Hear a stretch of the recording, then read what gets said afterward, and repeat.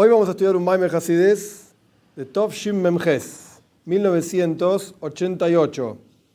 Digamos, no el último Maimer, porque esto fue en 1989, pero digamos que cerca de los últimos Maimorim. Y es un Maimer interesante porque no es complejo, no tiene asuntos así difíciles, etc. Y en mi humilde opinión, yo lo entiendo así, da una perspectiva interesante que no es que es un hidush, una novedad solamente de este discurso. Esto está en Hasides en otros lugares también, principalmente discursos hasídicos del Alter Rebbe, en Likutei Toira, pero lo ordena de una forma interesante el Rebbe, cómo ver, en la parsha de esta semana, Parshas Nasoy, la parsha empieza, hago un pequeño resumen y nos metemos en el Maimar. La parsha empieza hablando de que, en realidad es una continuación de la parsha anterior, Parshas Bamidbar, donde al final de la parsha anterior, Dios le dice a Moisés, contá a los Levim. A la tribu de Levi hay que contar la parte, no junto con todo el resto del pueblo de Israel. Y no solamente contarlos aparte, sino que hay que dividirlos en tres casas, digamos, las tres familias de Levim. Como están en la Toira, Kehos, Gershon y Merori.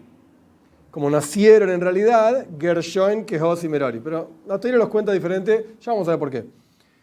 Kehos, la Toira lo cuenta la tribu de Levi, la subtribu de Kehos, la Torah lo cuenta en Parshas Bamidbar, y Gershon y Merori en esta parsha. Así empieza la Parshas Naso, y digamos que es una continuación directa de la parsha anterior. A tal punto es una continuación directa que la parsha empieza Gam Heim.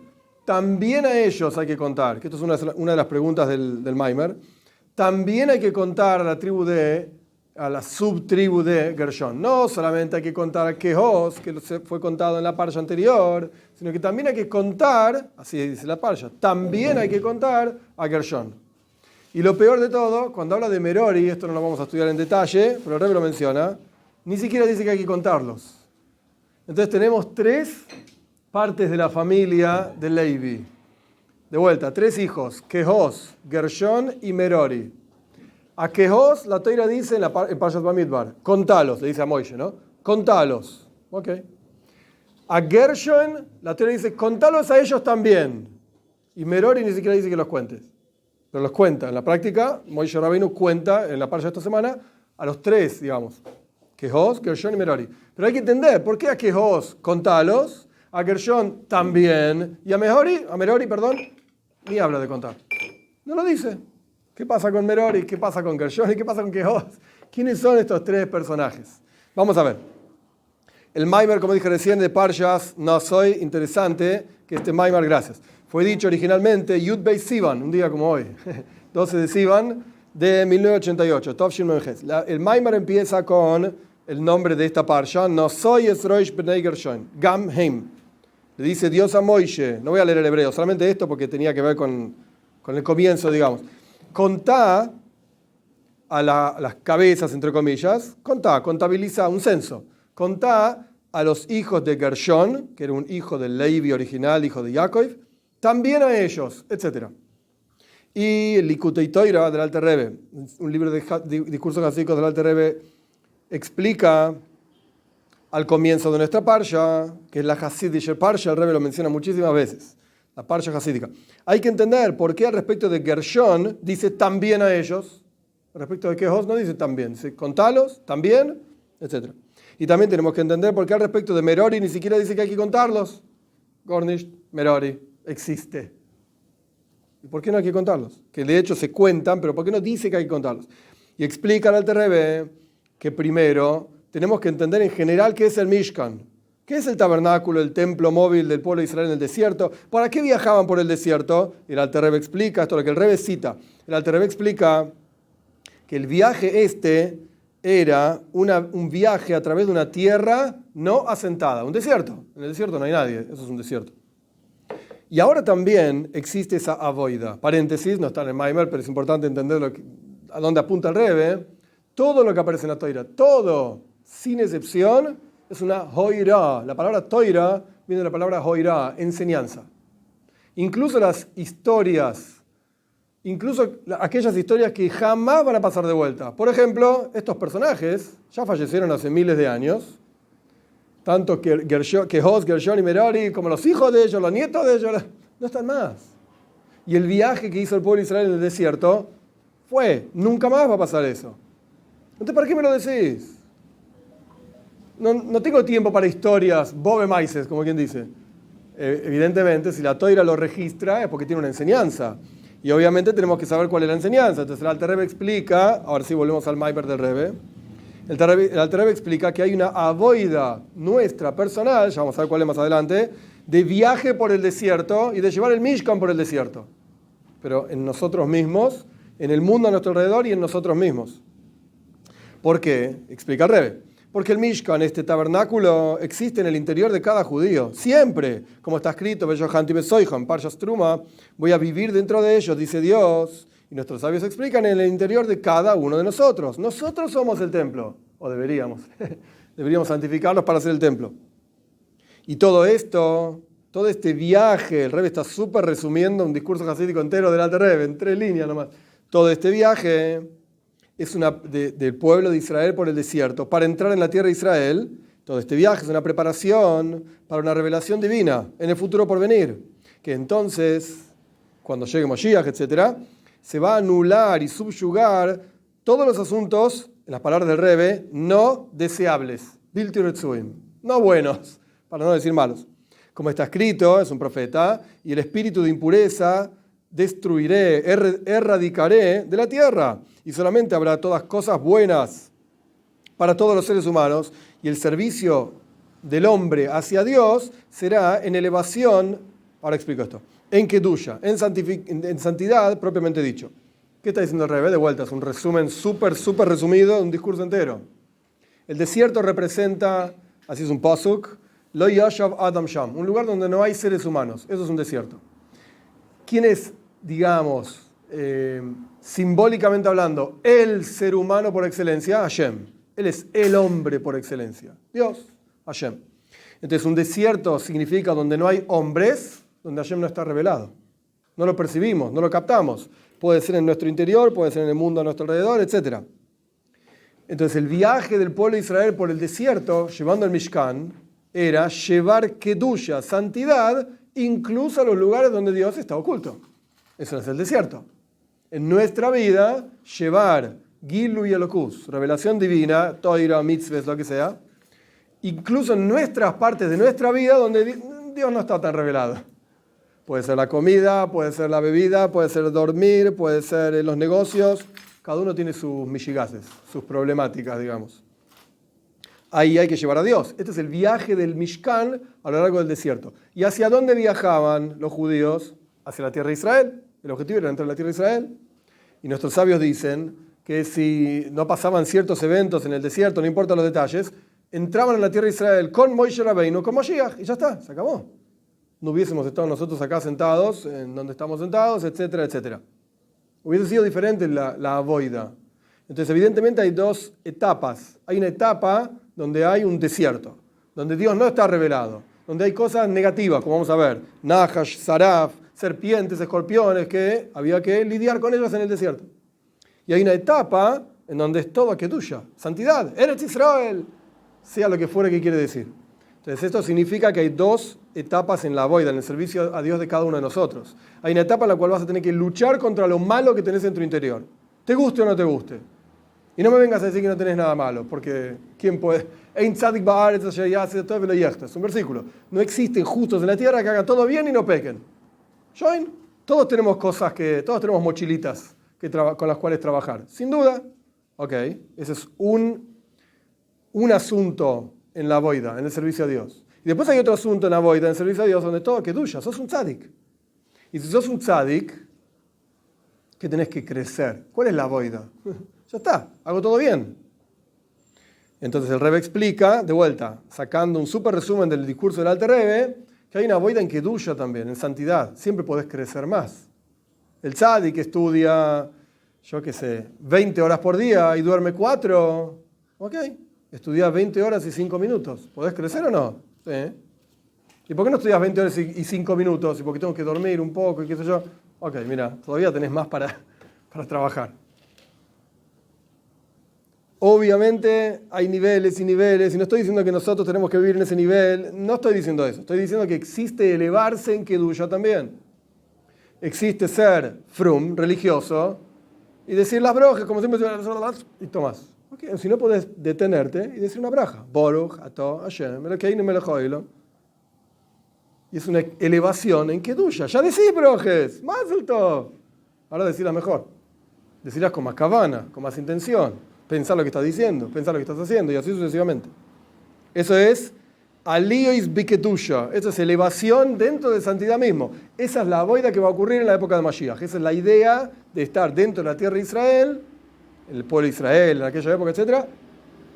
Pasar por el desierto y llegar a la tierra de Israel. Por lo tanto, por cuanto hay todo un trabajo que hay que hacer con pasear, entre comillas, el Mishkan, el tabernáculo por el desierto, y ese trabajo es una preparación para llegar a la tierra de Israel, elevarse en Kedusha, en santidad, etc. Hay una preparación para esto a través de los viajes en el desierto, de manera tal que esos viajes, cuando ves las historias en la Toira, esos viajes subyugaban los asuntos del otro lado, entre comillas. Porque el desierto, ¿qué representa el desierto espiritualmente hablando? Es el lugar de donde se nutre todo lo que se llama Sitra Achra, el otro lado, Hitzoinim dice acá, lo externo, todo lo negativo. Y como está escrito que en el desierto había serpientes, y había víboras, y escorpiones, y había sed, y no había agua. Serpientes y víboras y escorpiones son, no importa el detalle, lo digo como está acá, el que entiende bien, el que no entiende no pasa nada, porque no perdemos nada.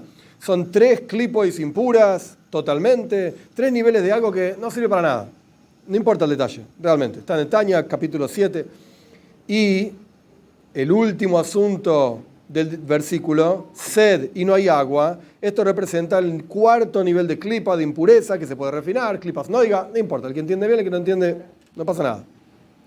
Y cuando viajaban por porque no es el asunto central del discurso, cuando viajaban por el desierto, entonces, ese viaje anulaba todos los asuntos no deseables, como está escrito en la Torá oral, que la Torá oral es la explicación de la Torá escrita, que fue entregada también en el monte Sinai, porque este es el primer Shabes después de Shavuos. Entonces, entre comillas, acaban de entregar la Torá, entonces el Rebbe hace referencia a eso también. La Torá oral fue entregada junto con la Torá escrita. ¿Y qué dice ahí? Que las nubes de gloria que rodeaban al pueblo de Israel en el desierto destruían justamente serpientes y montañas altas y valles bajos y qué sé yo. Las nubes protegían al pueblo de Israel. Antes de la construcción del Mishkan, el pueblo de Israel también estaba viajando por el desierto. Sin Mishkan, sin tabernáculo. Entonces las nubes hacían ese trabajo de destruir las cosas malas solas, sin avoida, sin un trabajo del ser humano. Pero en los viajes del Mishkan, del tabernáculo por el desierto, la destrucción de todo lo negativo era justamente a través del Mishkan, a través del arca con la Toira que estaba en el Mishkan, como está escrito en la Toira misma, Parshat Valoisja, y era cuando viajaba el arca y se iban los enemigos de Dios. Que sí que era el arca, junto con la actividad de las nubes, la que protegía al pueblo de Israel, etc. Esta es la preparación para anular toda la impureza en el futuro porvenir, con Mashiach. Y más aún, dice Rebbe. Así como en el futuro porvenir se va a cumplir esta idea de que no se va a ocultar más tu maestro, se lo vamos a ver a Dios, y tus ojos verán a tu maestro. Esto es un paso que en Ishaya, capítulo 30, como está explicado en el Tanya, que entonces en la época de Mashiach va a haber una revelación de la presencia de Dios, literalmente, hasta una revelación de la esencia misma de Dios. Y como es sabido, el clásico lenguaje en Hasides, en Kabbalah, etc., Koyach HaPoyel Benifal, se va a revelar la fuerza, del que actúa, Hashem, en el mundo, en el actuado, en lo logrado. Aquí abajo se va a revelar Hashem. Que esta idea de la palabra nifal, aquello que es hecho por Dios, incluye todo el Seider Ishtalshelus, toda la cadena de mundos, todos los niveles que hay. Esto incluye este mundo inferior también, el mundo de Asía, acción, como está explicado en otros lugares. Al respecto de la plegaria que decimos en Rosh Hashanah, decimos, Yeida kol poul katafe altoy, que sepa todo aquello que existe, que fue hecho, que tú lo hiciste. Que esto se refiere a este mundo material. Acá el Rebbe no lo dice, pero hay un maise, voy a decir muy cortito, una historia del Alter Rebbe con el Mittel Rebbe. El Alter Rebbe le preguntó al Mittel Rebbe con qué rezó en Rosh Hashanah. Y el Mittler Rebbe, ahora no recuerdo exacto el pozo que le dijo, no importa, que Dios es el rey, algo así, no recuerdo exacto. Y el Mittler Rebbe, su hijo, le preguntó al Alter Rebbe, ¿y vos con qué rezaste en Rosh Hashanah? Y el Alter Rebbe le respondió, mit dem Ständer. Con el Ständer es el coso donde apoyás el libro. ¿Qué respuesta es esa, viste? Yo te dije un versículo, una idea hasídica muy profunda, y vos me decís con un pedazo de madera. Y la idea detrás de la historia es que cuando el Alter Rebbe rezaba Rosh Hashanah, hacía que la madera en la cual él estaba apoyado entienda que Dios la creó. Yeida kol Paul que atafe alto, y que sepa todo lo que existe, que vos lo hiciste. Que la madera en la que estoy apoyado entienda, un cacho de madera, ¿sí? Entienda que Dios lo creó. Hoy veis. ¿Ok? Ese era el Alter Rebbe, por eso le contestó, yo recé con la madera en la que me apoyaba. Con eso estaba rezando. Esto es lo que vamos a ver en el futuro por venir. Vamos a ver esa revelación. Se va a reconocer esto en forma revelada, que Dios crea cada cosa, etc. Y la preparación para esto es con la construcción del Mishkan, justamente el tabernáculo en el desierto. Esa es la historia en la Toira. Y lo mismo ocurre con nosotros. Hoy, ahora, el tabernáculo en el interior de cada uno de nosotros. Este es el primer capítulo. Entonces, ¿qué vimos? Ok, tenemos que entender por qué la Toira dice que Jos hay que contarlos, eso es Parshat Bamidbar. También a Gershon y a Merari ni dice que hay que contar. ¿Quiénes son estos tres personajes? Para entender quiénes son estos tres personajes, que ahora lo vamos a ver, tenemos que entender que hay un viaje general, el Mishkan, Kedusha, santidad, por un lugar donde no hay santidad, donde por lo menos no está revelada. ¿Ok? Viaje del desierto, etc. Ahora bien, este Mishkan tiene tres partes, tiene tres asuntos, que ahí vienen Kehos, Gershon y Merari. Tiene tres asuntos. ¿Cuáles son los tres asuntos del Mishkan? Son Kleya Mishkan, los utensilios, las cosas que había en el Mishkan, las cortinas del Mishkan que cubrían al Mishkan y las columnas del Mishkan. Son tres cosas, tres partes. Y en el servicio a Dios, ¿qué representa esto? Las cosas, los klei, los keilim, los recipientes del Mishkan, los utensilios del Mishkan, utensilios, no sé cómo se dice. Incluyen también el arca, donde estaba la Toira. Esto alude a Toira, justamente, porque es el principal, es una discusión entre Maimónides y Nachmanides, pero no importa. El Rebbe va acá con Nachmanides, con el Ramban. Lo principal en el Mishkan era Toira. El Mishkan, el Ramban, Nachmanides dice en Parshas Truma, en su comentario de la Toira en Parshas Truma, que ¿qué es el Mishkan? ¿Para qué el pueblo judío construyó esto? Para que haya un lugar en donde esté la Toira. Ramban, Maimónides dice, no, el Mishkan es para hacer korbanos, ofrendas. No habla de Toira, habla de ofrendas. Es una discusión famosa. Pero sea como fuere, lo principal en el Mishkan, los keilim de los asuntos, utensilios que había en el Mishkan es el Aron, el arca, y eso era Toira. Eso representa la Toira, las lujos, ¿cómo es? Las tablas estaban ahí, había un Sefer Toira, adentro, al costado, lo que sea. Esto es keilim, recipientes, utensilios del Mishkan. Las cortinas del Mishkan representan tfila, el rezo. ¿Por qué? Porque las cortinas son algo que se llama makif. Rodea, como una cortina que tapa y rodea a otra cosa. Eran telas, literalmente, que estaban apoyadas arriba del Mishkan, del templo mismo. Y también tfila es un concepto de makif. Es un concepto de algo que rodea a la persona. ¿Por qué? ¿Qué tiene que ver tfila, rezo, con makif, con algo que trasciende y rodea? Porque tfila es un trabajo con las midois, con las cualidades emocionales, de poder orientar tu deseo de amar hacia Hashem, orientar tu deseo de temer, o sea, apartarte de algo, hacia Hashem, o sea, orientar la vida hacia Hashem. Hay, con esto, los que estamos acá creo que lo vamos a entender. ¿Alguien se acuerda de los cassettes? Las cintas y los cassettes. Okay. ¿Cómo funcionaba el maíz técnicamente hablando con el cassette? El cassette era una cinta magnética. ¿Qué significa una cinta magnética? Vos el magneto, digamos, que estaba en cada pedacito de la cinta, lo podías orientar a través de grabar una canción, por ejemplo, de la cinta. Entonces ibas cambiando la orientación de cada uno de los pequeños imanes que estaban ahí, para después, con un reproductor, poder reproducir la canción que estaba ahí. ¿Y cómo borrabas un cassette? Para que no tenga nada, orientabas a todos los imanes igual. Tum, tum. Todos los imanes orientados igual. Yo no sabía eso. No había música, ok. No había música, no se escuchaba nada.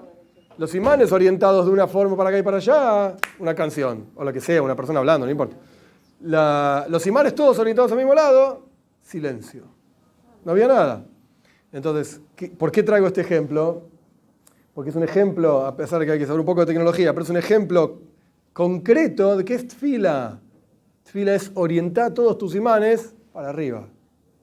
Porque nosotros tenemos, entre comillas, montones de imanes, midois, cualidades, deseos, sentimientos, etcétera, que están apuntando para cualquier lado. A este los deseos le apuntan al alcohol, al otro los deseos le apuntan al dinero, al otro, qué sé yo, montones de cosas. ¿De qué tenés miedo? El Baal Shem Tov tenía 5 años cuando murió su padre, y lo que el Baal Shem Tov contó que su padre le dijo antes de fallecer es: no tengas miedo de nada, nada, excepto Hashem. Es lo único. Quiere decir que el Baal Shem Tov, en sus 5 años o lo que sea, tenía orientada toda su capacidad de temer solamente a Hashem. No tengo miedo a nada, excepto a Hashem. Ok, hay que estar en el nivel de Baal Shem Tov. Yo no estoy diciendo que yo estoy en ese nivel. Pero lo que quiero explicar es tener todos tus imanes, entre comillas, todos orientados hacia Hashem. Eso es tefila. Eso es el rezo. De vuelta, las palabras del Maimar. Avodas atfila, el servicio espiritual del rezo, es un servicio con midois, con las cualidades emocionales. Y las cualidades emocionales, como está explicado en los discursos del Alter Rebbe, son makifim también. Son trascendentales en comparación a la toira, que es pnimi. Ahora explico esto, paciencia. Que es algo interior, como está escrito. Y tu toira, en Tehilim, en los Salmos, tu toira, le dice el rey David a Dios, está dentro de mis intestinos. Es algo interior, está al punto tal que el estudio de toira tiene que ser de manera tal que cuando uno estudia algo, esto que uno estudió se unifica, se hace uno con la persona. Es tuyo, es tu toira. Ok, ¿qué significa que las mitos son makifim, trascendentales en comparación a la toira? En todo el universo, todo absolutamente, lo podés observar como pnimi o makif, como interior o exterior. Un cosito de azúcar. Ok, el azúcar que está adentro es pnimius, es lo interior. Y el papelito que rodea el azúcar es lo hitzoini, lo exterior. En todo funciona así. En la voluntad, en el intelecto, yo qué sé. Una persona, esto lo hablamos muchas veces, pero para que se entienda claro, por eso lo repito, una persona tiene deseos, todos tenemos deseos. Pero el deseo más pnimi, más interior de una persona sana y normal es vivir. Vivir. Pero para vivir hay que comer. Pero para comer hay que poder comprar comida. Para comprar comida hay que tener dinero. Para tener dinero hay que trabajar. Para trabajar hay que estudiar. Para estudiar hay que... Ok. ¿Vos qué querés? ¿Estudiar? No. No estoy hablando de toira, estoy hablando de, yo qué sé, estudiar lo que sea, medicina. ¿Vos querés estudiar? No me interesa nada de estudiar. Pero si no voy a saber hacer nada, no voy a poder tener dinero. Ah, entonces vos lo único que querés es dinero. No entendiste. El dinero no me interesa para nada. Pero necesito comprar comida. Ah, entonces sos un tipo que vivís para comer. No entendiste. Sino cómo me muero. Yo quiero vivir. Eso es pnimius. Ese es el verdadero deseo interior de todo ser humano sano, normal, que no tiene problemas en el cop, en la cabeza. Pero de vuelta, para eso necesitas un montón de cosas. Comer, beber, bla, bla, bla. Bueno, todo eso es hitzoini, todo eso no es real, no es el deseo verdadero de una persona, o no debería serlo. En este contexto, vos tenés seichel, intelecto, y tenés midois, emociones.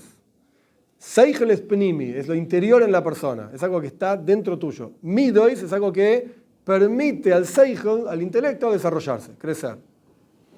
Por eso se llaman en este discurso algo makif. Van a encontrar otros discursos hasídicos donde dice que las midois, las cualidades emocionales, son pnimius, son interiores. Sí, es verdad. Frente a la palabra, el sentimiento es interior. Frente al intelecto, el intelecto es interior y las emociones son exterior. Siempre depende a qué compares. Siempre vas a encontrar esto. Primi hitzoini. ¿Qué está dentro y qué está afuera? Depende siempre del nivel de comparación. Acá estamos comparando Toira, que es uno de los asuntos del Mishkan, que está representado por el arca que estaba en la Toira, etcétera, en el Mishkan, en el tabernáculo. Y estamos comparando eso con las cortinas del Mishkan, que cubrían al Mishkan, que representan tfila, midois, trabajo con cualidades emocionales, y eso es hitzoini, exterior, en comparación a pnimius, al interior, que es la Toira. Y el asunto de las columnas del tabernáculo, esto alude a bitul. Vamos a estudiar esto ampliamente, todo el resto del capítulo sobre eso. Bitul significa anulación, entregarse a Hashem. ¿Qué es esto? Como está escrito, tenés que hacer columnas, le dijo Dios a Moishe en Parshas Truma, tenés que hacer columnas para el templo que sean de Atzei Shitim Oimdim, madera de acacia, así se traduce en general, parada. Eran maderos altos, grandes, parados. El concepto de amida, parado, esto alude a bitul, anulación. Acá el Rebbe no lo trae, pero humildemente me parece que la forma más fácil de verlo es cuando uno está rezando la tefilá, el rezo. Hay una parte del rezo que se llama amidá, justamente se dice de pie, parado. Y cuando estás rezando la amidá, el Talmud dice, sos que avdei kamemare, sos como un serviente frente a tu maestro. Ahí no movés ni los pies. Puede ser que en la parte del Tania. No, eso está en la Gemara, es algo es algo conocido. Tienes que estar como si estuviera frente al rey. Es así, que avdei kamemare, sos como un sirviente frente al rey. Y eso se llama amida. Y un sirviente frente al rey se calla la boca.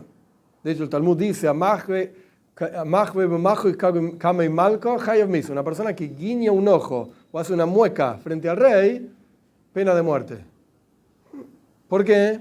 Pues si vos estás en el palacio del rey, literalmente frente al rey, tenés que pedir permiso para moverte siquiera. Y vos andás guiñando los ojos frente al rey, chao, eso es una rebelión. No podés rebelarte frente al rey. Esto quiere decir, es el bitul, es la anulación más plena que hay, es cuando uno está frente al rey. A nosotros nos cuesta horrores. Hay una imagen que dicen de Revicho der Masmid. Revicho der Masmid murió en la Shoah. Un poco... Sí. No, Revicho der Masmid decía que cuando mataron al zar, al emperador ruso, o sea, al zar, Revicho der Masmid decía, la revolución rusa, qué sé yo, decía que mataron un mashal behasidis, a un ejemplo en Hasides. No mataron a un tipo, una persona, una familia entera, lo masacraron, pero mataron un ejemplo en Hasides. ¿Por qué? Porque antiguamente, cuando vos veías a esta gente y la majestad que tenía, que sea Batzlach Raba, cuando veías a esta gente, ¿yeah? Al zar y a los reyes y la majestad y el poder de ellos, entendías lo que es bitul, entendías lo que es anulación y entendías lo que es un rey. Hoy en día los reyes, viste, que lo ves a Charles de no sé dónde, no valen nada estos tipos. Y tienen vidas que son, mejor perderlo que encontrarlo. No expresan majestuosidad, majestad. ¿Quién es ese tipo? No vale nada. Yo no soy quien para hablar de ellos tampoco, no sé, yo no valgo nada. Pero no expresan esa cosa que uno dice, oh, el rey. Ya fue. El rey de España. ¿Qué es el rey de España? ¿Qué hace el rey de España? Nada. Va en safari y gasta un montón de guita y no sirve para nada. ¿Y qué hace? ¿Para qué sirve? Ok, ponele. Pero antiguamente el rey era, el rey. Callate frente al rey. Ok, avanzamos. Este es el concepto de amida, las columnas del Mishkan, parado, de pie. Silencio, no te muevas. Ahora vea la explicación del Rebbe. Una persona que está parado en su lugar, este es el concepto de amida, como el Rebbe va a explicar, paciencia, ¿sí? Y con esto vamos a entender que en el Mishkan, en el tabernáculo, había madera de acacia, atzeshitim oimdim, parados. Esta palabra está como de más incluso. Cuando Dios le dice a Moisés cómo tiene que construir el Mishkan, ¿vos qué le decís a un constructor? Tráeme madera, tráeme cemento, tráeme, yo qué sé, ladrillos. No decís tráeme madera parada. Parada. ¿Qué estás hablando? Sí, igual hay que hacer columnas en toda construcción y vas a tener que parar maderas, ponerla vertical. Pero no importa, ahora estamos juntando materiales. Tráeme A, B, C, D, todos los materiales y después vemos cómo los ponemos. Y en la práctica vos ves los versículos de Parshas Truma, todos los materiales que Hashem le dice a Moisés que tiene que juntar, no le dice dónde los tiene que poner. Dice materiales. Tráeme oro, plata, todo esto, y trae lana, sí, lana, ¿y qué hago con eso? Pará, después te digo. Haces tal ropa de tal manera, y tal construcción, tal caja, tal cajón. Pero cuando dice madera de acacia, atzei shitim, oimdim, esos tienen que estar parados. Pará, no me dijiste cómo hay que construir todavía. ¿Por qué dice eso?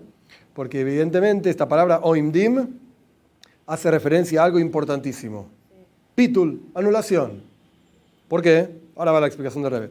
Aparentemente, Tachlis avodas Adam, el objetivo final del servicio a Dios de la persona es el concepto de andar, halija. Como está escrito, haré de ti andantes de las personas entre los que están parados, que son los malajim que están parados, y nosotros que somos neshomes podemos andar. Y como está explicado en otro lugar, que esta novedad, esta idea nueva que hay en la neshama, en el alma, de andar, es justamente lograda en la neshama, en el alma, a través de que el alma descienda aquí abajo. En el mundo arriba, con la neshama ahí, yo que sé dónde está, en el Gan Eden, está parada. Baja acá, se inviste en un cuerpo, con todos los problemas que tenemos, empieza a andar. Antes del descenso de la neshama aquí abajo está escrito, vivo es Dios, o juro por Dios, el Señor de Israel, es un versículo, que yo estaba parado frente a Él, parado justamente. Y es justamente a través del descenso del alma aquí abajo y la avoida, el trabajo del alma aquí abajo, que se logra en el alma un hidush, una novedad. ¿Cuál es la novedad? Alija, andar. Es decir, una elevación nivel tras nivel. Ese es el concepto de andar. No estés parado en un nivel, crece, móvete, avanza en tu vida. Con todo esto, que el Mishkan, el tabernáculo, era de madera de acacia, atzeshitim oimdim, parados, justamente tienen que estar parados. Pero pará, me acabas de decir que parado es bitul, anulación. Pero el objetivo no es parado, el objetivo es andando. Entonces, ¿por qué las maderas en el Mishkan eran paradas? El Rebbe mismo está planteando esta pregunta. No tiene que ser parado, tiene que ser andando. Tiene sentido, los malojim, los ángeles, están parados. Como está escrito sobre los malojim, serafim oimdim mimaloi. Los serafim, que son un nivel de ángeles, están parados, incluso arriba de Dios, no importa el detalle. Como está explicado en el Midrash, que los kerashim, las columnas del Mishkan que estaban paradas, son como los malachim, como los ángeles que están parados. Ellos yo lo entiendo, a los ángeles lo entiendo que están parados. ¿Por qué? Porque los ángeles son ruchnius, son espiritualidad. Y en espiritualidad, ¿cuál es el servicio a Dios de los ángeles? Estar parados. Tenés que hacer lo que vos tenés que hacer, en tu lugar, no te muevas. Mijoel es el ángel de Gesed, o el grupo, maneja el grupo de ángeles de bondad. Gabriel es el ángel, maneja el grupo de ángeles de severidad. ¿Ok? Cada uno tiene que estar parado en su lugar. Pero el Mishkan, el tabernáculo que el pueblo de Israel construyó, era un objeto físico. Y la avoida, el servicio a Dios en el mundo físico, es alija, es estar andando, no estar parado. El mundo espiritual está todo quieto, nosotros no estamos quietos. Entonces, ¿por qué? Pregunta el Rebbe. Las columnas del templo, del tabernáculo, mejor dicho, eran atzeshitim oimdim, eran madera parada. ¿Cómo que el objetivo es estar parado? El objetivo no es ese. La explicación es así. El fundamento y el comienzo del servicio a Dios es bitul betachlis, parado, anulación total. Y todo lo contrario. Por eso está escrito acá, atzeshitim oimdim. Los fundamentos del Mishkan, lo que sostenía todo el Mishkan, a todo el tabernáculo, eran maderas paradas. Que incluso las maderas cuya naturaleza es crecer, porque eso, el árbol va creciendo, que es todo lo opuesto de estar parado. Crecer significa ir cambiando. Los arbolitos van siendo cada vez más grandes. Aún eso tiene que estar parado. Bitul, hay que lograr anulación en todos los aspectos de la vida de la persona. Y ese concepto de bitul, anulación, estaba más enfatizado todavía en el Mikdosh, en el templo, que en el tabernáculo, porque el templo era de piedras y de tierra, que indican más bitul todavía que madera. Madera, por lo tanto, por lo menos crece. La tierra no, la piedra no crece. Es más bitul, más anulación. Y en términos sencillos, el hecho de, entre comillas, parados de las piedras y la tierra es mucho más fuerte que el concepto de parado en madera. Y como está explicado en otros lugares, sobre el versículo que las columnas de nuestra casa, el Beis Hamikdash, eran de Erez, del Mishkan, perdón, del tabernáculo, eran de Erez, eran de cedro. Y esto alude al nivel superior de bitul, la anulación que había en el templo, por sobre el nivel de anulación que dije bien antes. Kores Bateinu Arasim es un paso que en Melahim. A ver. Bueno, acá no dice. Ok, en Zeharia. No puede ser Zeharia, es en Melahim. Acá está mal el... ¿Qué va a ser? Weiter, seguimos. ese versículo está hablando del Beis Hamikdash, del templo, del primer templo que construyó Shlomo HaMelech. Acá está mal la referencia. Sea como fuere, eso está hablando de la virtud de anulación que había en el templo, lo que representaba el templo en términos de bitul, por sobre el nivel de bitul, la anulación que había en el Mishkan. Sea como fuere, el comienzo del servicio a Dios, ¿cuál es? Bitul. Cuando uno llega a un shul, una sinagoga, y dice, quiero aprender judaísmo, ok, dice el rabino, vení, sentate, vamos a estudiar. Dice la Toira, Breishis, dice, no, pero yo no quiero estudiar eso, dice, pará. ¿Cuánto sabes de Toira? No, nada, yo quiero empezar a aprender. Bueno, entonces vas a tener que aceptar que el que sabe soy yo, y te sentás y vas a estudiar, ¿verdad? ¿Vas a aprender? Sí, ¿querés aprender? Sí, quiero aprender. Bueno, Breishis, el comienzo de la Toira, dice, no, yo no quiero estudiar eso. Bueno, vos no vas a la facultad a decirle a los profesores qué tienen que enseñar en el primer año, el primer día de la facultad. Disculpe, profesor, lo que usted está enseñando no me interesa. Entonces váyase, alumno. ¿Quién es usted? ¿Qué aprendió? ¿Qué sabe? Nada, yo estoy acá dando clases hace 30 años de esto. Soy premio Nobel de Medicina de no sé qué cosa. ¿Y vos me vas a decir a mí lo que tengo que enseñar? Vos empezaste a estudiar ahora. Entonces el primer paso, ¿cuál es? Bitul. Silencio, escuchá, aprendé, incorporá. Cuando vos crezcas, ahí sí puedes levantar la mano y decir, disculpe doctor, pero yo estudié en el libro no sé cuánto. Ok, ahora sí podemos discutir. ¿Estudiaste? Yo estudié, vamos a charlar. Pero si no, bitul. Ese es el comienzo, anulación. Pero después de ese comienzo de bitul, de anulación plena y absoluta, después de esto tenés que andar, tenés que crecer. Como dijimos recién, se supone que el estudiante que no sabe nada se calla la boca, escucha, aprende, estudia, y después tiene que levantar la mano y decir, pero me parece que estudié en otro lado, eso está bien, y eso es andar, crecer. Que eso es lo que representan justamente las columnas del Mishkan, que es madera, o sea, mundo vegetal, cuya cualidad es crecer. Y más aún, las cortinas que cubrían al Mishkan eran de piel de animal, más crecimiento todavía. Los animales se mueven para acá, para allá, es decir, superior, vamos creciendo. El Mishkan estaba construido de manera tal de tierra, que es lo más bajo, madera, mundo vegetal, y arriba tenía mundo animal, digamos, pieles de animal. Entonces, de abajo para arriba, ese era el Mishkan. Y el hombre, digamos, trabajando dentro del Mishkan. El Beis Hamikdash, el templo era todo al revés. El templo era todo de piedra, todo de... Quiere decir que era otra boida, lo que sea, otro servicio a Dios. Entonces, ¿qué dice el rey acá? ¿Cuál era la pregunta? Y ¿qué es lo que respondió? La pregunta era, ¿por qué las maderas del Mishkan, la Toira dice que son oimdim, paradas? Eso representa bitul, anulación. Ok, pero ese es el tajlis, el final, no. El final es alija, andar, crecer, superarse. Pero ¿dónde empieza esto? En bitul. Empieza primero con bitul. Entonces, por un lado, estas maderas del Mishkan, digamos, representan ambas cosas. Por un lado representan paradas, quietas, bitul, pero es madera que crece, que se desarrolla. Entonces, ¿qué estudiamos acá? Segundo capítulo. Oh, estamos bien.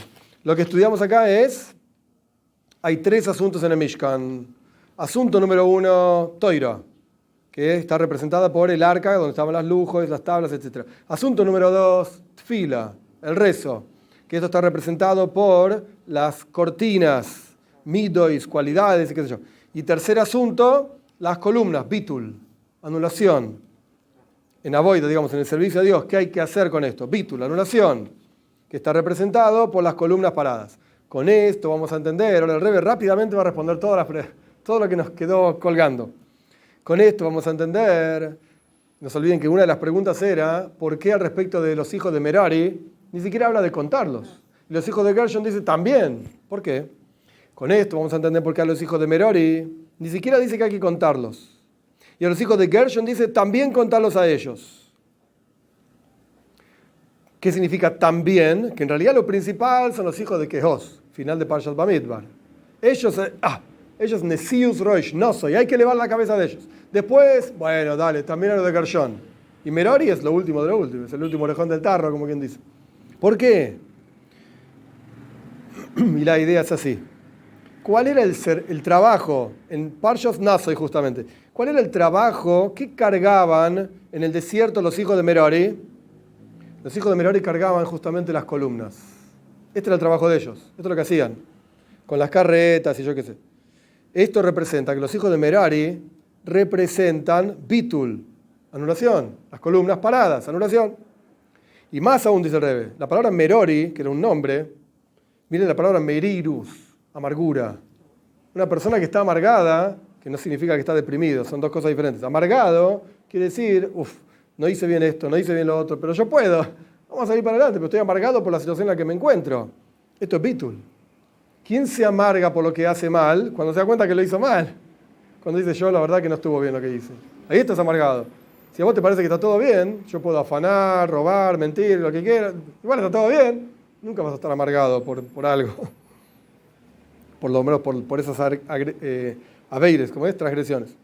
Por eso, por cuanto los hijos de Merori, esta subtribu de Levi, ellos representan merirus, amargura, bitul, anulación. Por eso es justamente que cargaban en el desierto las columnas del Mishkan, que eran oimdim, paradas. Y por eso sobre ellos, sobre los hijos de Merari, nos dicen, no soy es roish, traducción literal, levantales la cabeza, contalos, esa es la traducción correcta, contabilizalos. No dice esto, porque todo lo contrario, el servicio de ellos no era no soy, no era elevar la cabeza, intelecto, aprender, saber. El trabajo de ellos era bitul. Hay un maíz que cuentan de algún Josid, así lo escuché, interesante para... El maíz que cuenta de un Josid en Rusia, en la Rusia comunista, que eran perseguidos, y una vez fue un Farbrengen, un Josid, y salió tarde a la noche, y estaba prohibido andar por la calle tarde a la noche. Estaban ahí los rusos buscando, los policías, y el Josid estaba caminando rápido por la calle, y lo pararon, lo querían parar. ¡Ey, señor! ¿Usted? ¿A dónde va? Y el Josid empezó a caminar más rápido. Se puso nervioso, no quiero que me paren. ¿De dónde viene? ¿Qué sé yo? Y le preguntan, ¿y quién anda ahí? Y el Josid, ¿qué contestó? Bitul. Yo soy bitul. Yo no soy nadie. Iba caminando rápido. No anda nadie acá. Es como quien llama por teléfono a la casa, ¿viste? Hola, le atiende el nene. Hola, ¿está tu papá? Y por un ratito, mi papá dice que no está. Está ahí, dice que no está. Es bitul. Está anulado. Ok. Sobre Merori, sobre los hijos de Merori, el trabajo de ellos no era levantar la cabeza, estudiar, saber, conocer, y yo estoy acá. Era bitul, todo lo contrario. No soy nadie. No soy nada. Que es todo lo contrario de, entre comillas, Nesius Roish, levantar la cabeza. Y por el otro lado, los hijos de Kehos, final de Parshat Bamidbar, ellos ¿qué cargaban? El aro, injustamente. Cargaban el arca. Ni siquiera con carretas, a hombro, que es el concepto de Toira. Y sobre la Toira, efectivamente dice, no es Roish. Ahí tenés que levantar la cabeza. Toira es Seichel, es intelecto, es Pnimius, lo más profundo. Tenés que saber qué es lo que hay que poner, digamos, de uno para estudiar Toira. Cop, la cabeza, tenés que entender. Porque ahí, en los hijos de Kehos, es donde se expresa principalmente, de vuelta, entre comillas, levantar la cabeza, que es el concepto de Toira. Y los hijos de Gershon, los hijos de Gershon también dice levantar la cabeza. En la parcha de esta semana, no soy. Pero no en forma de principal, sino Gamheim, también ellos, es secundario a Kehos. ¿Por qué? Porque la boida de los hijos de Gershon, que era tfila. Y tfila, el rezo, por sí mismo no es levantar la cabeza. Ese no es el asunto de rezar, levantar la cabeza, entender. Supuestamente vos tenés que estudiar antes de hacer davenen, de rezar. ¿Para qué? Para que en el momento que estás rezando tengas material para trabajar con tu propio ser. Pero el momento del rezo no es un momento de estudio, no, es un momento de trabajo. Solo que, por cuanto la boida de tfila, el rezo, es algo secundario a la boida de toira, al trabajo de toira, de estudio, y es una especie de preparación para el estudio, como está escrito, que mi tfila, mi rezo esté cercano al Talmud, eso, esté cercano a mi cama, es decir el Shema antes de dormir, no importa todos los detalles. Por lo tanto, en la boida, por cuanto es una preparación, tfila, rezo, es una preparación para toira, entonces también en la boida, en el trabajo del rezo, está escrito, no soy, levantarle la cabeza, pero en forma de también a ellos. Lo principal que es entonces en este discurso, en otro lado van a encontrar otro seider, otro orden, todo bien, no importa. En este discurso, ¿qué es lo principal? Los hijos de Kehos, Parshat Bamidbar, Toira. Eso es pnimi, lo interior, lo más importante, levantar la cabeza. ¿Qué viene después de eso? Tfila, el rezo. Y por cuanto el rezo es una preparación para Toira, bueno, también ahí levantar la cabeza. Tenés que haber estudiado algo para poder incorporarlo y trabajar durante el rezo. Y por último, Merori, amargura. Ahí no hay que levantar nada la cabeza. Es otra boida, es otro trabajo. Por eso la Toira en la parsha de esta semana ni dice que hay que levantarle la cabeza a los hijos de Merori. Y podríamos decir que este también es el orden de avoida del servicio a Dios todos los días. El comienzo del día es bitul, es anulación. Como uno dice, moideani, lo primero que decís cuando te despertás es, Dios, gracias por darme un día más. ¿Reconoces? No me lo merezco, gracias. Bitul, anulación, que es el concepto de Merori, estar parado, bitul, amargura. Y después viene tfila, después viene el rezo, que es el trabajo de los hijos de Gershon. Y recién después viene Toira, que es la avoida, es el trabajo de los hijos de Kehos. Con esto, ahora falta un párrafo más que lo vamos a hacer más rápido, porque es simple, no tiene digamos, inyonim, asuntos que hay que entenderlo. No, es la braja del Rebbe, digamos, para terminar el Maimar. Pero con esto, el Rebbe explicó justamente todas las preguntas que hizo al comienzo del Maimar. ¿Cuál es la diferencia entre Kehos, Gershon y Merori? ¿Por qué Kehos dice contalos? Gershon dice también a ellos, Merori ni siquiera los cuentes, etc. Bien, y a través del servicio a Dios en todos estos asuntos, aún estando en el desierto de las naciones, o sea, en Golus, que estamos nosotros ahora en el exilio, y en particular en este último exilio, y en particular después de que nuestro Rebbe, o sea, el Rebbe está hablando de su Rebbe anterior, ya publicó que inmediatamente llegamos a la Geule, ya viene la redención, hay que prepararse nada más, etc.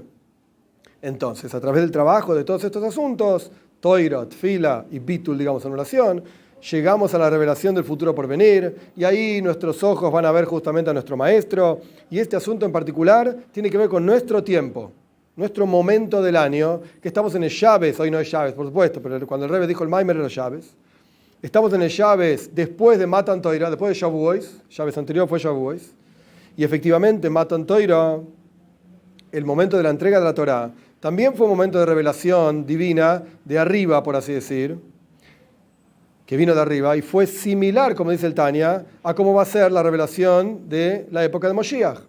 Y por cuanto estos días de la entrega de la Toira, los días posteriores, a través de recordarlos, los revivimos, es un pasuk de la Megila, una enseñanza de la Arizal, etc. O sea, las fiestas judías no son recuerdos de cosas que pasaron hace no sé cuántos años. Las revivimos constantemente. Entonces, por cuanto venimos del Shabbos anterior, que era la entrega de la Toira, ya se proyectaron todas las revelaciones en el momento de la entrega de la Toira en este año. Ya está el Gilu y el Okus, la revelación divina, dice el Rebbe. Y de acá, esto nos da fuerza para que así sea en el futuro por venir.